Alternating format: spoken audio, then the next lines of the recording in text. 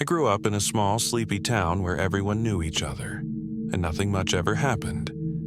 But there was one place that everyone avoided: the old brick building at the edge of town. It used to be a hospital decades ago, but now it was boarded up and forgotten, with ivy crawling up its walls like nature was trying to reclaim it. When I was 16, my friends dared me to spend a night there. I wasn't about to back down. Armed with a flashlight and my phone, I climbed through a broken basement window just as the sun dipped below the horizon. The air inside was stale, carrying the faint scent of antiseptic and mold. My footsteps echoed through the empty hallways, lined with peeling wallpaper and rusted medical equipment. The deeper I went, the heavier the air seemed to get, as though the building itself was breathing.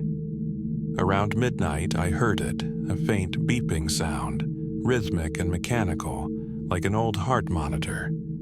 My heart started racing as I followed the sound up to the second floor. The hall was lined with patient rooms, their doors slightly ajar, but none had lights or working machines.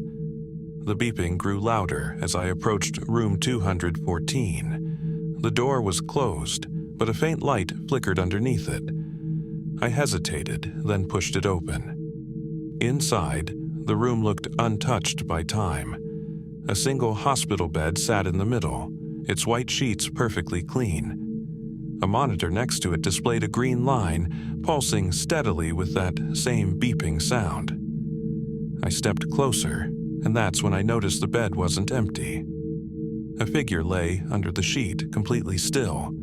The shape was too thin, too angular to be human. The monitor flatlined. Before I could run, the sheet slid off the figure on its own. Beneath it was a mannequin, its plastic face cracked, with hollow eyes staring right at me. Then its head twitched. The door slammed shut behind me, and I heard footsteps, rapid, shuffling footsteps, approaching from the hallway. My flashlight flickered and died, leaving me in darkness.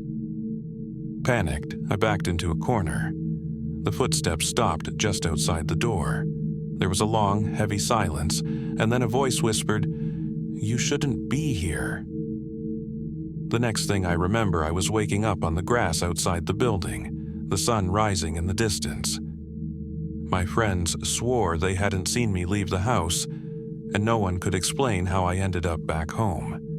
I tried to laugh it off, but I still have nightmares about room 214. And sometimes, when I'm lying in bed at night, I hear that faint, rhythmic beeping in the distance.